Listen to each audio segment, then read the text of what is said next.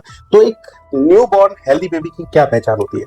Newborn healthy baby वो है जो इस जी। दुनिया में आते ही, अप्रोक्स एक हेल्दी बेबी का कितना वेट होना चाहिए? ये डिपेंड करता है वो बेबी कितने वीक। डिलीवरी के तुरंत बाद विद इन 24 आवर हमको क्या बहुत सारी चीजें ध्यान रखनी चाहिए?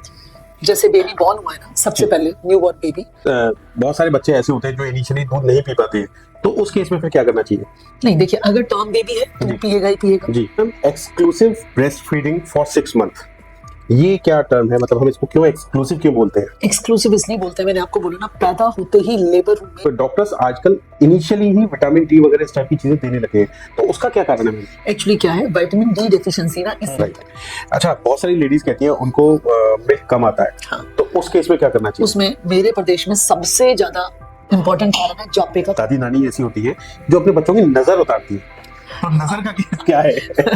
ट्रूली स्पीकिंग, किस एज से वैक्सीनेशन स्टार्ट हो जाता है? सेकंड पॉइंट क्वेश्चन, कौन कौन से वैक्सीनेशन मोस्ट इंपॉर्टेंट है? और थर्ड कि ये वैक्सीनेशन हमें किस एज तक की होगी? आज के टाइम मैंने देखा 16 साल की एज तक की भी कुछ वैक्सीन अवेलेबल है, तो इसके बारे में आप थोड़ी सी नॉलेज शेयर करें। देखिए वैक्सीनेशन तो डे ऑफ बर्थ पे स्टार्ट होता है, okay. Right? It is recommended कि जैसे दोस्तों, डॉक्टर स्टॉक में फिर से आपका स्वागत है। आज हम एक बहुत मशहूर पीडियाट्रिशियन है डॉक्टर मीना सूद, इनके साथ मौजूद है, और मैम की स्पेशलिटी यही है कि मैम बच्चों के केस में बहुत एक्सपर्ट हैं। स्वागत है मैम डॉक्टर स्टॉक में आपका। नमस्कार। डॉक्टर स्टॉक में आज हम बात करने वाले हैं इनिशियली जो बच्चे होते हैं उनके बारे में, उनकी क्या प्रॉब्लम्स होती हैं, क्या क्या हमें ध्यान रखना चाहिए, ये हम सब डिस्कस करना चाह रहे हैं। तो मैम सबसे पहले मैं ये जानना चाहूँगा, मैं पहले ऑब्वियसली हेल्दी से बात करना चाहूँगा, तो एक न्यू बॉर्न हेल्दी बेबी की क्या पहचान होती है? न्यूबॉर्न हेल्दी बेबी वो है जो जी। इस दुनिया में आते ही मजे से रोते हुए आए। ठीक है, हंसते तो न्यूबॉर्न बेबी है नहीं, जी। तो अगर वो रोते हुए आते हैं तो पहली चीख जीवन का संचार है। जी। इमीडिएटली अगर बेबी रो दिया तो सबसे पहले वो हेल्दी बेबी है। ओके। सेकेंडली ही और she should be good weight baby. Okay. अगर वजन कम है तो ऐसा नहीं वो अनहेल्दी है, बस हमें उसका ध्यान ज्यादा देना पड़ेगा। ओके। ये फर्स्ट न्यूबॉर्न बेबी की पहचान है कि इस दुनिया में आए तो आवाज सुनाए अपनी। ओके। अच्छा मैम, जैसे अभी आपने कहा कि हेल्दी होना चाहिए, वेट अच्छा होना चाहिए, तो अप्रोक्स एक हेल्दी बेबी का कितना वेट होना चाहिए? ये डिपेंड करता है वो बेबी कितने वीक्स पे पैदा हो रहा है। ओके। नॉर्मली हम 40 वीक्स को नॉर्मल प्रेगनेंसी टर्म कहते हैं, लेकिन जी। 36 वीक्स के बाद जी। जो भी बेबी पैदा होता है उसको हम टर्म बेबी बोलते हैं, मतलब समय पे पैदा हुआ बोलते हैं। जी। सो समय के मुताबिक उस बच्चे का वेट होता है। अगर एक टर्म बेबी 3 kg का है तो बिल्कुल नॉर्मल है, ठीक। 3.5 का है तो भी नॉर्मल है। ओके। और अगर वही बेबी 8.5 महीने पे पैदा हुआ है तो थोड़ा वेट कम अलाउड है। जी। अगर कोई 7.5 महीने पे पैदा हो गया है तो 1.7 to 2 kg भी नॉर्मल है। ओके। लेकिन समय पे पैदा हुआ से पूरे टाइम पे 40 वीक्स पे पैदा हुआ और वेट 2 kg है जी। तो भी वो अनहेल्दी बेबी है। अनहेल्दी बेबी है। वो अनहेल्दी बेबी है। ओके। सो समय के अनुसार बच्चे का जो वजन होता है वो हेल्दी होता है। एवरेज इंडियन बेबी 2.25 किलो से 3.25 किलो के बीच में होता है। ओके। अच्छा, जैसे बेबी पैदा हो गया, आप जैसे आपने अभी बहुत सारी चीजें बताई, एक 9 मंथ्स में हुआ, 7 मंथ्स में हुआ, तो 7 मंथ्स वाले में क्या रिस्क फैक्टर है? 7 मंथ का अगर बेबी हुआ तो वो प्री टर्म बेबी है। जी। वक्त से पहले आए बेबी को हम बोलते हैं प्री टर्म जी। बेबी या प्री मेच्योर बेबी। जी। इन बेबीज में पूरे अंग डेवलप नहीं हुए होते। ओके। कई बच्चे जो 7 मंथ्स पे आते हैं, कई नहीं बहुत सारे बच्चे, उनको सांस लेने में दिक्कत हो रही होती है, जी। जिसको हम कहते हैं RDS या रेस्पिरेटरी डिस्ट्रेस सिंड्रोम। ठीक है, और फिर उनके आंतें पूर्ण रूप से विकसित नहीं होती तो वो लोग दूध पीने को तैयार नहीं होते। जी। तो इनको जन्म के समय स्पेशल केयर की जरूरत पड़ती है। लाइक हमें इनको ऑक्सीजन देनी पड़ती है, कई बार वेंटिलेटर की जरूरत पड़ती है, फीड नहीं ले सकते हैं, हमें ट्यूब डाल के फीड देनी पड़ती है। ओके। ये प्रीमेच्योर बेबीज कहलाते हैं। ओके। इनको बचाया जा सकता है अगर हम प्रॉपर तरीके से इनकी केयर करते हैं। राइट। अच्छा, डिलीवरी के तुरंत बाद विद इन 24 आवर हमको क्या बहुत सारी चीजें ध्यान रखनी चाहिए?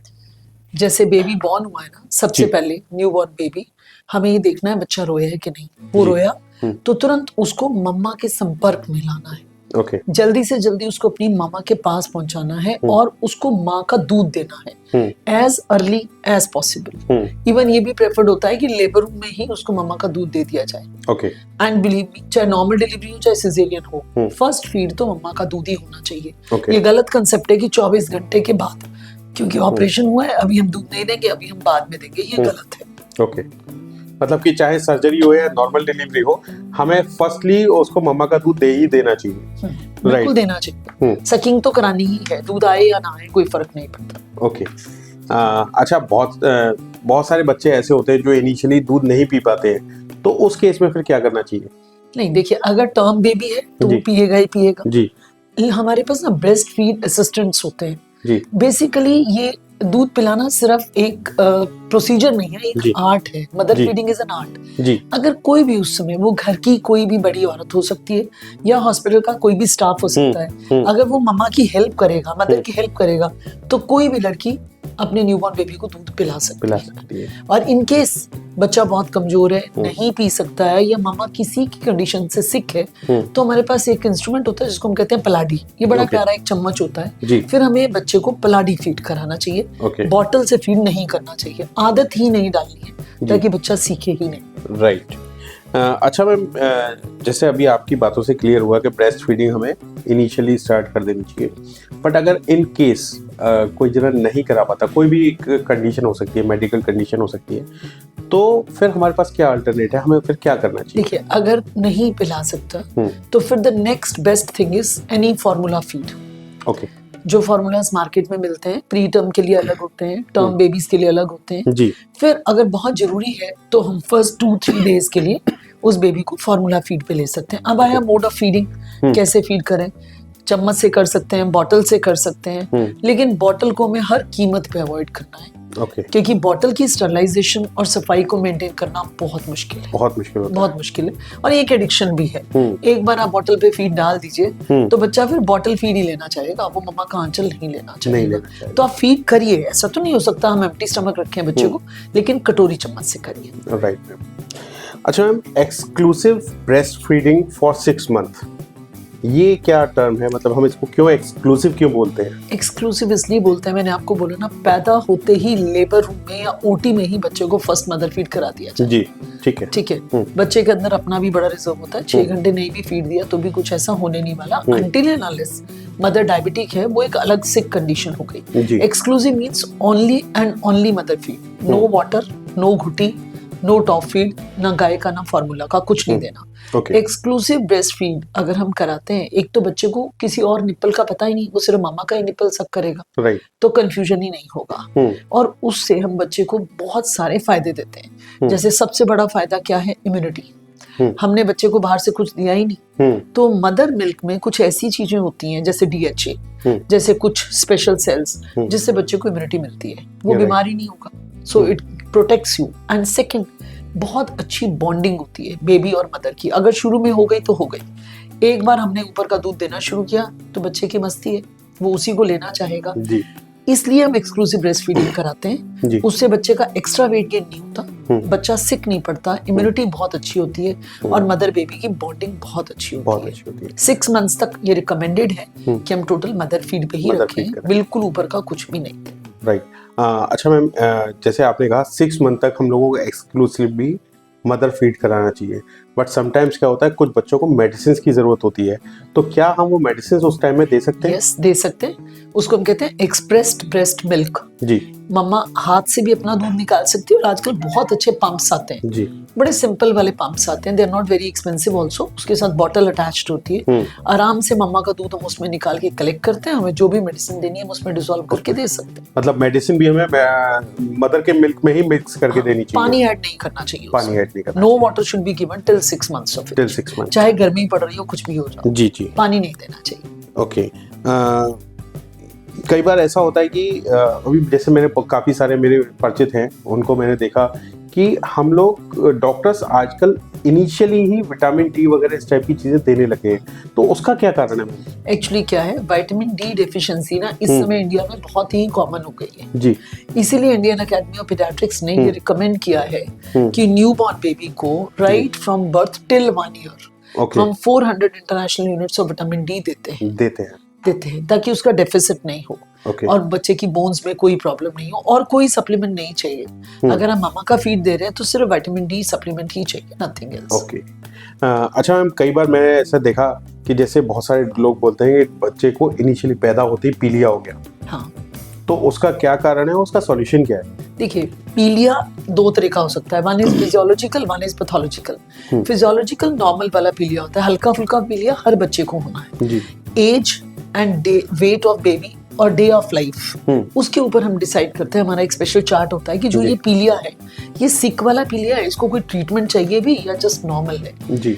नॉर्मल वाला पीलिया होता है जो उसमें हमें कुछ भी ट्रीटमेंट नहीं करना पड़ता, जस्ट ऑब्जर्व करना होता है। लेकिन कई बार ये बड़ा पैथोलॉजिकल पीलिया होता है, कुछ एंजाइम्स की डेफिशिएंसी लाइक G6PD डेफिशिएंसी, कई बार ब्रेस्ट मिल्क जॉन्डिस होता है, और सबसे खतरनाक होता है RH इनकम्पेटिबिलिटी वाला जॉन्डिस। ओके। तो उसमें हमें थर्ड डे अपने डॉक्टर को दिखाना ही दिखाना है। अगर वो कहता है पीलिया है तो टेस्ट करना है, उसका एक लेवल होता है, अगर उससे ज्यादा है तो हमें फोटोथेरेपी उसको देनी है। ओके। अदरवाइज जरूरत नहीं होती। मोस्ट ऑफ द बेबीज, 10 में से 8 पीलिया के केसेस अपने आप ठीक होते हैं बिना किसी फोटोथेरेपी के। अच्छा, क्या कितने बच्चों को, मतलब क्या सभी बच्चों को या कितने बच्चों को? हमें सुबह, हाँ, मैं अपना प्रश्न कर रहा था श्योर कि जैसे बहुत सारे, जैसे मैं अपने पुराने लोगों को देखता था, जो दादियां होती थी वो बच्चे को धूप में बैठाई, तो क्या सबके लिए रिकमेंडेड है? नहीं, देखिए ये डिपेंड करता है वेदर कैसा है। सर्दी में सुबह 7 बजे अगर हम लेके बच्चे को बाहर बैठे तो जॉन्डिस ठीक नहीं होगा, निमोनिया ज्यादा हो जाएगा। जी।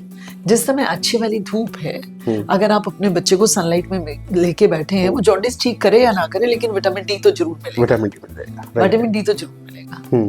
ठीक है, उससे जॉन्डिस कितना ठीक होता है बहुत डिबेटेबल इशू है। ओके। कुछ कहते हैं कुछ फायदा होता है, कुछ स्टडीज कहती हैं, लेकिन मोस्टली ये है कि नहीं, फायदा नहीं होता, नहीं होता।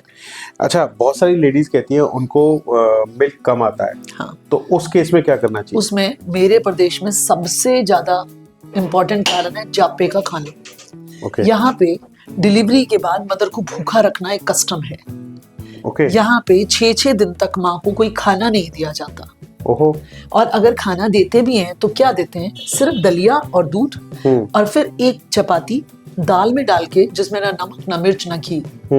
ये गलत तरह का खाना है जो हम अपने घर की डॉटर्स या डॉटर इन लॉज को फोर्सफुली देते हैं। जी। जब उस माँ को खाना ही नहीं मिल रहा जिसने दूध पिलाना है, तो दूध तो नहीं आएगा।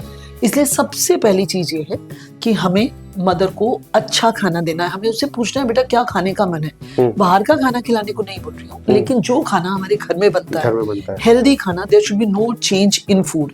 सेकेंडली, एक रिक्वेस्ट गायनी फ्रेंड से है, आप जो भी बेबी हुआ है उसकी मदर को सप्लीमेंट्स कंटिन्यू कर दीजिए। ओके।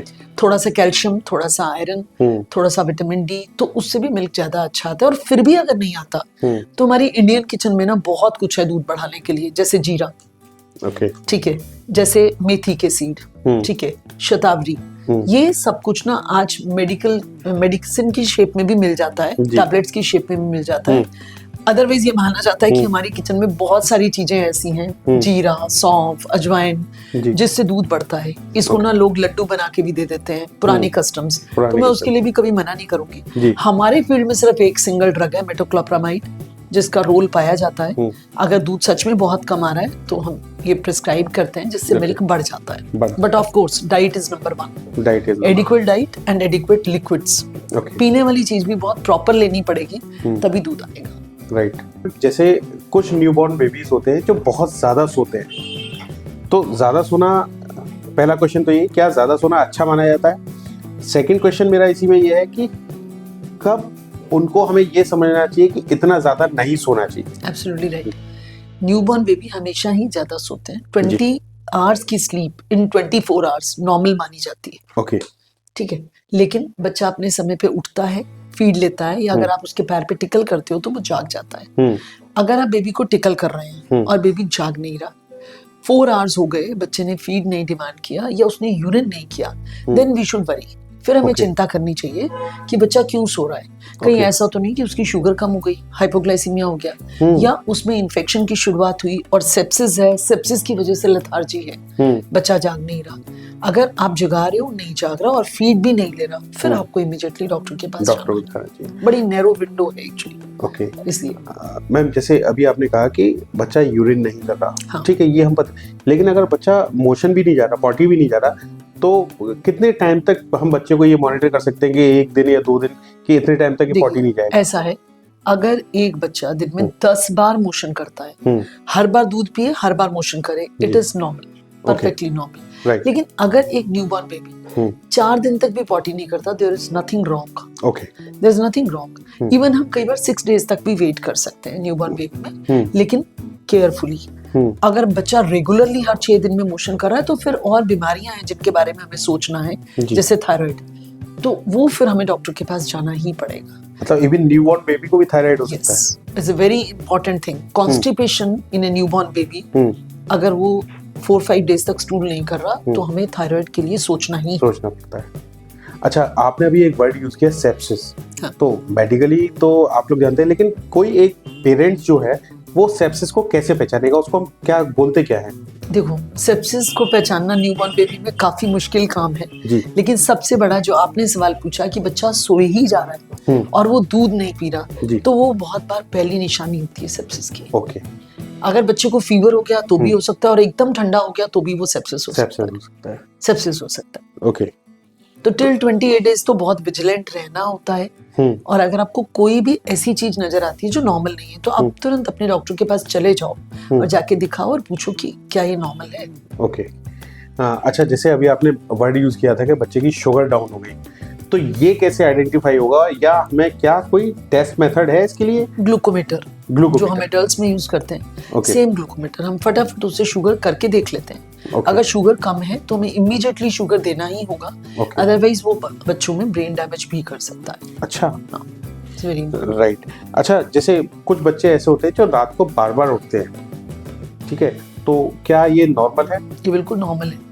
Okay. इसके पीछे बहुत प्यारा एक साइंटिफिक रीजन है जी। जब बेबी न्यूबॉर्न मम्मा के अंदर है, मम्मा सारा दिन चलती रहती है, बेबी झूले में वो सोता रहता है, ठीक है, राइट। जब मम्मा रात को सोती है तो हमेशा उसको अपने बेबी की मूवमेंट महसूस होती है क्योंकि बच्चे का जागने का टाइम हो गया। राइट। ये चीज जन्म लेने के बाद भी कुछ समय तक परसिस्ट करती है, कई बार 6 वीक्स तक भी, क्योंकि उसकी हैबिट बनी होती है, उसको रात के समय जागना है, दिन के समय सोना है, तो यही चीज बाहर आके भी कंटिन्यू होती है। तो इसलिए रात को बार बार उसका जागना या बार बार दूध मांगना ये परफेक्टली नॉर्मल है। अच्छा, एक क्वेश्चन जैसा मैंने पहले सुना है अपने पूर्वजों, मतलब बुजुर्ग लोगों से, कि बच्चे को लेट करके फीड नहीं कराना चाहिए, तो इसके बारे में आप क्या? टेक्निकली ये गलत नहीं है जी। लेट के फीड आप करा सकते हो, बहुत सारी स्टडीज आ चुकी जिसमें हमें प्रूव कर चुके हैं कि लेट के फीड करने से बच्चे को कुछ नहीं होता, पर उसमें थोड़ी सी टेक्निक यूज कर लेनी चाहिए। माँ को चाहिए बच्चे का सिर अपनी बाजू पे रख ले, लेकिन जो हमने शोर मचा रखा है कि लेट के पिलाओगे तो कान में दूध चला जाएगा, कुछ हो जाएगा, ऐसा कुछ नहीं होता। Mother feed is more important. वो लेट के पिला रही है तो भी चलेगा, कुछ नहीं होता। राइट। अच्छा मैम, इंडिया में अगर हम बात करें, बिकॉज हम लोग इंडिया में रहते हैं और खासतौर से नॉर्दर्न यूपी की, अगर नॉर्दर्न इंडिया की अगर मैं बात करूं, तो सबसे बड़ा मिसकंसेप्शन क्या है बच्चों को लेकर के? पैदा होते ही सबको काजल लगाना शुरू कर देते हैं, सब बच्चों की आंख खराब करते हैं, फिर उसके बाद हम आंख वाले डॉक्टर के पास जाते हैं, ठीक है, और शहद खिलाना शुरू कर देते हैं। मम्मी को बार बार बोलते हैं तेरा दूध अच्छा नहीं है, थोड़ा सा दूध ऊपर का पिला दो। जब बच्चा दूध पीने के बाद रोता है ना, वो हर बार दूध नहीं मांग रहा, उसका सिर्फ मन कर रहा है, आप उसको गोदी लीजिए, प्यार करिए, चेक करिए कहीं नैपी गीला तो नहीं है, उसको बदलना है। तो हमें बच्चे को पानी नहीं देना, हमें बच्चे को घुटी नहीं देनी, बैठ के 4-4 बार मालिश नहीं करनी। आप ऑयल अप्लाई कर रही है लेकिन बार बार मालिश नहीं करनी। बच्चे के नाक में, आंख में, कान में कुछ नहीं डालना। मुंह को बैठ के उंगल से साफ नहीं करना, क्योंकि उससे इन्फेक्शन के चांसेस बढ़ जाते हैं। ये कुछ मिसकंसेप्ट हैं, भ्रांतियां हैं, जिनको मैं चाहूंगी जल्दी से जल्दी हटाया जाए। अच्छा मैम, जैसे बहुत सारे लोग ऐसे होते हैं जो कई बार, मतलब हमारे ऑब्वियसली दादी नानी ऐसी होती हैं जो अपने बच्चों की नजर उतारती हैं, तो नजर का क्या है? ट्रूली स्पीकिंग, ऐसा कुछ होता नहीं है। वो उनका प्यार है, जब तक वो बच्चे के मुंह में कुछ ना डालें, मैं उनसे लड़ती नहीं हूँ, ठीक है, आपको पूजा करके कुछ करना है कर लीजिए, लेकिन मेडिकली इसका कोई सिग्निफिकेंस नहीं है। अच्छा हाँ, एक चीज मतलब मैंने भी कभी फेस करी थी कि बहुत सारे लोग ऐसे होते हैं जो बच्चों को बहुत सारे कपड़ों में लपेट के रखते हैं। गलत है ये, उससे बच्चों को सांस आने में भी दिक्कत होने लगती है। लाइक अभी जैसे इस समय नवंबर स्टार्ट हुआ और थोड़ी सी जो दिक्कत शुरू हुई है वो मौसम की दिक्कत शुरू हुई कि ठंडक शुरू हुई, तो ठीक है, जितना कपड़ा हम पहन रहे हैं उससे आप एक लेयर फालतू कर दीजिए। सिंगल लेयर फालतू कर दीजिए। लाइक अगर हमने एक शर्ट पहनी हुई उसको 2 शर्ट दो पहनी, शर्ट पहनी। लेकिन 3-3 4-4 कपड़ों में करना, बहुत टाइट कपड़े करना, उससे बच्चों को सांस लेने में दिक्कत होती है, मुश्किल होती है। तो इतने कपड़े नहीं पहनाने चाहिए कि बच्चे को ब्रीदिंग में प्रॉब्लम होने लगे। राइट। कवर तो करना है, जैसे विंटर है, सबसे ज्यादा हीट लॉस कहाँ से होता है छोटे बच्चों में? सिर से और पैर से। तो बच्चे के हेड को कवर करिए, पैर को कवर करिए, कॉटन की टोपी पहना दीजिए, कॉटन के मिटन्स पहना दीजिए, तो विंटर्स में आप बहुत हद तक अपने बच्चे को सेफ गार्ड कर सकते हैं। अच्छा, जैसे आज की डेट में मोस्टली मदर्स अपने बच्चों को डायपर्स पहनाती है और डायपर्स की वजह से रैशेस भी हो जाते हैं। इवन मैंने कुछ एग्जाम्पल ऐसे भी देखे हैं कि वो रैशेस के साथ साथ बच्चे को थोड़ी थोड़ी लैट्रिन निकलने लगती है पानी जैसी। तो इसके लिए हमें क्या करना चाहिए और हमें इसका क्या प्रिकॉशन क्या रखना चाहिए? देखिए, डायपर हम लोगों की कंट्री के लिए तो मस्ट नहीं है जी, क्योंकि हमारे पास फैसिलिटीज हैं, सनलाइट है, तो हम कुछ, जैसे बच्चा रात को नहीं सोता है तो रात को आप कुछ लिमिटेड टाइम के लिए यूज कर लें जी। लेकिन 24 आवर डायपर पहनाने से तो रैश होने का चांस हमेशा ही रहेगा। फिर भी अगर आज की जनरेशन है उनका नहीं गुजारा चलता बिना डायपर के, तो फिर आपको डायपर रैश क्रीम या सिंपल कोकोनट ऑयल बेस्ट है। एनी कोकोनट ऑयल पहले अप्लाई करिए, बाद में डायपर पहनाइए, तो आप डायपर रैश से खुद को बचा सकते हैं। बट स्टिल अगर डायपर रैश में छोटे छोटे स्पॉट्स दिखने लगते हैं तो इसका मतलब ये फंगल एड ऑन हो गया। तो फिर आपको डॉक्टर के पास जाना होगा और एंटी फंगल मेडिसिन वो आपको प्रिस्क्राइब करेंगे, आपको लगानी ही पड़ेंगी। अच्छा, एक चीज बहुत इंपॉर्टेंट अब जो आ रहा है कि वैक्सीनेशन, यूजुअली किस एज से वैक्सीनेशन स्टार्ट हो जाता है? सेकंड पॉइंट क्वेश्चन, कौन कौन से वैक्सीनेशन मोस्ट इंपॉर्टेंट है? और थर्ड कि ये वैक्सीनेशन हमें किस एज तक, क्योंकि आज की डेट में मैंने देखा 16 साल की एज तक के भी कुछ वैक्सीन अवेलेबल हैं, तो इसके बारे में आप थोड़ी सी नॉलेज शेयर करें। देखिए, वैक्सीनेशन तो डे ऑफ बर्थ पे स्टार्ट होता है। Okay, right. It is recommended कि जैसे ही बेबी बॉर्न हो, हॉस्पिटल से घर जाने से पहले जी उसको हमें BCG भी देना होगा, हेपेटाइटिस B देना होगा और पोलियो। ये तो 0 डे वैक्सीनेशन मानी जाती है। ठीक है, अगर हम नहीं कर पाए उस समय तो विद इन फर्स्ट 15 डेज तो ये होना ही होना है। राइट। ठीक है, फिर उसके बाद as per your card and schedule आप वैक्सीनेशन करते जाएं, जिसमें आपने बोला सबसे इम्पोर्टेंट वैक्सीन। सबसे इम्पोर्टेंट वैक्सीन 3 हैं जो आज गवर्नमेंट भी दे रही है। One is penta and one is rota virus vaccine and one is pneumonia vaccine. ये तीनों 1.5, 2.5 और 3.5 महीने पे लगनी जरूरी है और ये फ्री में गवर्नमेंट भी लगा रही है। लेकिन अगर किसी को इस वैक्सीन को लगाने से बहुत तेज फीवर हुआ, लेग पे स्वेलिंग हुई, आप नहीं टॉलरेट कर सकते, तो फिर आप पेनलेस वैक्सीनेशन के लिए किसी भी प्राइवेट डॉक्टर के पास जा सकते हैं। अच्छा, पेनलेस वैक्सीनेशन भी अवेलेबल है? यस, पेनलेस वैक्सीनेशन अवेलेबल है। अगर आपको दर्द नहीं चाहिए तो आप जा सकते हैं, पर कॉस्टली होती है, इसलिए वैक्सीन लगना जरूरी है, चाहे पेन वाली हो चाहे बिना पेन वाली हो, उसको छोड़िए नहीं, क्योंकि जिन डिजीजेस से ये बचाते हैं ना हमें, उसका ट्रीटमेंट बहुत बार संभव ही नहीं होता। ठीक है, बहुत ज्यादा डेथ हाई रेट है उसका इन वैक्सीन से। अच्छा। तो उसे तो बचाना ही है। जैसे डिप्थीरिया, पर्ट्यूसिस, टेटनस, अगर ये किसी को डिप्थीरिया हो जाए तो डेथ रेट बहुत हाई है, ट्रीटमेंट बहुत एक्सपेंसिव है, सर्वाइवल बहुत कम है, तो हम वैक्सीनेशन क्यों ना कराएं? होता है फीवर होता रहे। ठीक है, और फिर कुछ वैक्सीन ऐसी हैं जो गवर्नमेंट सेक्टर में अवेलेबल नहीं है, अगर आप अफोर्ड कर सकते हैं तो आपको वो भी जरूर लगवानी है, जैसे चिकन पॉक्स, हेपेटाइटिस, जापानीज एन्केफेलाइटिस। तो इतनी महंगी वैक्सीन नहीं होती हैं, गवर्नमेंट बहुत सुंदर वैक्सीनेशन कर रही है, पर अभी भी कुछ वैक्सीन ऐसी हैं जो छूट रही हैं, तो वो आप अपने डॉक्टर से पूछ सकते हैं और लगवा सकते हैं। ये जो पेनलेस वैक्सीनेशन की बात आप कर रहे हैं, बिकॉज मैंने कहीं बैनर भी देखा था, तो उसमें एक्चुअली होता क्या है? वो वैक्सीन की टाइप में डिफरेंस है। One is cellular vaccine, one is acellular vaccine. जो ए सेल्यूलर वैक्सीन है ना, that gives you less pain, less fever. तो कुछ लोग बहुत सेंसिटिव होते हैं, उनको दर्द नहीं सहन करना, तो फिर उनको वो वैक्सीन लगानी चाहिए। और कुछ स्पेशल कंडीशंस होती हैं, जैसे बच्चे को दौरे पड़ते हैं, उनमें आप पेन वाला वैक्सीनेशन नहीं देना चाहते, फिर उनको आप ए सेल्यूलर वैक्सीन देते हैं, ताकि ना फीवर हो, ना पेन हो, ना दौरा पड़ने का रिस्क बढ़े। तो दोस्तों, अभी हम लोगों ने मैम के साथ बात करी और ये बहुत सारी जो एक अवेयरनेस थी हमारी जो न्यूबॉर्न बेबी के लिए थी। आगे के एपिसोड हम मैम के साथ और करेंगे, तब हम पर्टिकुलर किसी डिसीज़ पर बात करेंगे, लेकिन एक जनरल अवेयरनेस थी वो हमने मैम के साथ करी।